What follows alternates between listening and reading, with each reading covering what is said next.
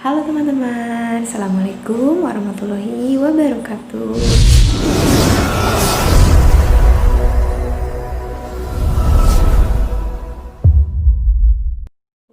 Bagaimana kabar kalian hari ini? Semoga selalu dalam keadaan sehat walafiat ya. Amin. Selama pembelajaran di rumah saja, jangan lupa teman-teman tetap menjaga prosedur kesehatan 3M. Menggunakan masker, mencuci tangan dengan sabun dan air mengalir, menjaga jarak. Sekarang Bu Nida ingin bertanya, siapa teman-teman yang suka membaca? Teman-teman, tahu tidak sih manfaat membaca itu? Kita bisa memperluas ilmu, pengetahuan, kita bisa menambah wawasan dan menjadi semakin pintar. Untuk hari ini kita akan membaca sebuah buku cerita yang berjudul Memuliakan Tamu. Kita baca sama-sama yuk. Sebelum baca, kita baca bismillah dulu ya. Bismillahirrahmanirrahim. Yuk kita baca sama-sama bukunya. Memuliakan Tamu.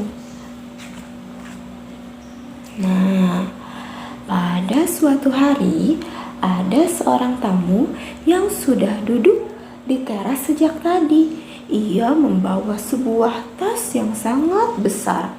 Zaki melihat Kak Fatma menyediakan minum untuknya. Lalu tamu itu berkata, "Aryo?" Tanya tamu itu kepada Zaki. "Kenal tante." Zaki menggeleng. Tamu itu rambutnya berwarna putih, wajahnya sudah tua. Zaki tidak pernah mengenalnya. "Tante ini teman ibu kamu waktu kecil dulu." Ibu tidak pernah bercerita soal itu. Zaki langsung masuk ke rumah mencari Kak Fatma. "Itu siapa sih Kak? Aku kan bukan Aryo," kata Zaki sambil cemberut kepada Kak Fatma. Lalu kata Kak Fatma berkata, "Itu tamu yang mencari ibu. Katanya dia teman lama ibu. Kasihan rumahnya jauh dan harus berjalan kaki dari stasiun," kata Kak Fatma. Sekarang Kak Fatma mengeluarkan beberapa biskuit untuk tamu tersebut.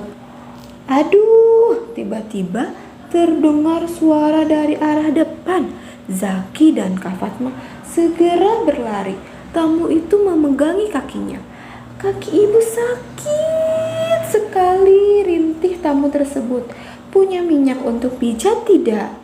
Ibu itu minta berbaring di ruang tamu dan Kak Fatma mengizinkannya. Kita buka halaman selanjutnya. Lalu sampai sore datang, tamu itu belum juga pulang. Sedangkan selama di rumah mereka, tamu itu sudah makan dan minum teh. Tadi juga tamu itu melihat-lihat foto yang ada di lemari. Lalu Kak Fatma berkata kepada Zaki, tamu itu harus dihormati. Dan Zaki terpaksa memberi susu kotak miliknya karena tamu itu meminta susu.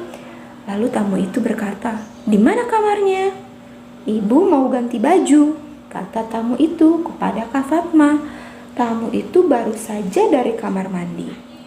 "Kata ibu tidak boleh masuk ke kamar," ujar Zaki berdiri di depan pintu kamar itu.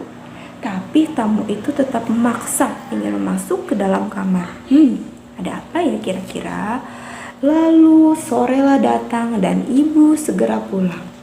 Ibu kaget melihat tamu itu. Ternyata tamu itu bukanlah teman ibu.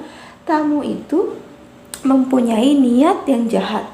Ibu berkata kepada Zaki dan Kak Fatma, "Tamu tadi bukan teman ibu nak, dia punya niat jahat. Tetapi terima kasih ya untuk menyediakan makanan dan minuman untuk tamu tadi.